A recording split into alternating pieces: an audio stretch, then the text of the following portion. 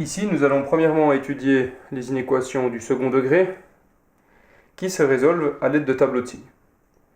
Pour faire un tableau de signes, l'objectif est de réussir à factoriser l'un des membres de l'inéquation et de le comparer à 0.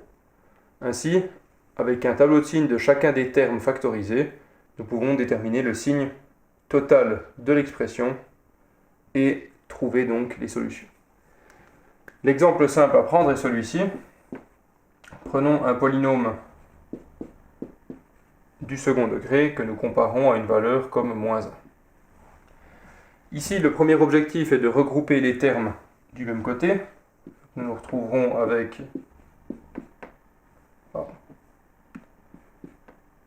avec cette inéquation-là. Et ici, donc, nous comparons un polynôme à 0. Si nous sommes capables de déterminer le signe de ce polynôme sur toutes les valeurs de R, alors nous pourrons trouver quand est-ce qu'il respecte cette condition. Ici, la factorisation est relativement simple, il peut se faire avec la formule du second degré. On trouve que x-4 fois x plus 1 est la factorisation de ce polynôme.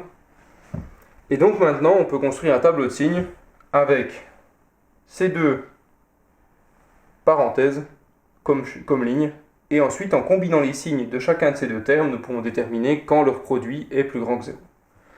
Pour le tableau de signes, toujours une ligne réservée à x, qui va donc de moins l'infini à plus l'infini, et où nous allons rentrer les zéros de chacun des polynômes du premier degré. Donc nous avons -1 pour celui-ci et 4 pour celui-là. x-4 fois x plus 1. Ici, nous avons le 0 de x plus 1. Ici, le 0 de x-4. Il est assez simple de trouver les signes de ces expressions avant et après leur 0, simplement en mettant une valeur test. Par exemple, ici, entre -1 et 4 se trouve 0. 0 moins 4 donne -4, donc on a une valeur négative.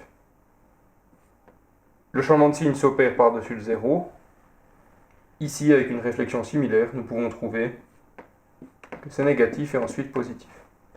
Donc finalement, le signe du produit de ces deux parenthèses n'est autre que la multiplication de ces signes.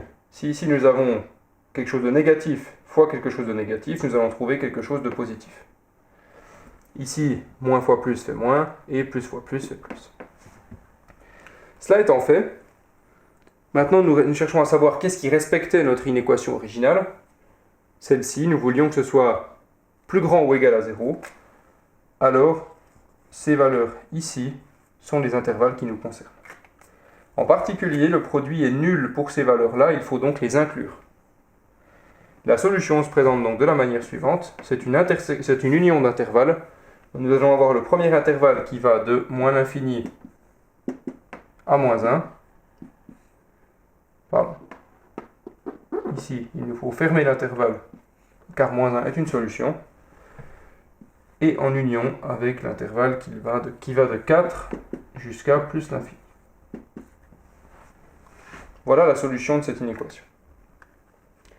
A noter que les intervalles sont toujours ouverts sur les bornes infinies, car rien ne peut contenir l'infini, sachant que c'est un concept et pas un nombre qui délimite la fin de R.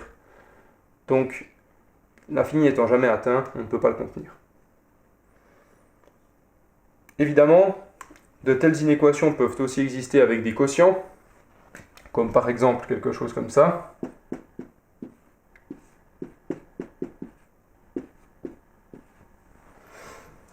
Pour ce genre de situation, nous procéderons de la même manière, c'est-à-dire que nous prendrons le polynôme du premier degré au numérateur et celui au dénominateur. Pour créer notre tableau de signes, il faudra juste prendre garde à éliminer la valeur qui crée une division par 0. Ici, il est très important de constater que si nous avions quelque chose de différent dans le membre de droite, tel que 2, bien qu'il soit tentant de multiplier par x plus 1, c'est une opération qu'il est dangereux de faire, car nous ne savons pas le signe du dénominateur. Est-ce que c'est positif ou est-ce que c'est négatif? Selon le signe du dénominateur, il nous faudrait savoir si, en multipliant, il nous faut inverser ici le signe de l'inéquation. Pour éviter ce problème, la méthode la plus raisonnable et la plus efficace est de toujours comparer à 0 en soustrayant 2 de chaque côté et ensuite en résolvant avec un peu d'algèbre. Voilà, cela termine ce tutoriel sur les inéquations du second degré et plus. J'espère que ça aura été instructif. Et donc maintenant, il faut passer à la pratique.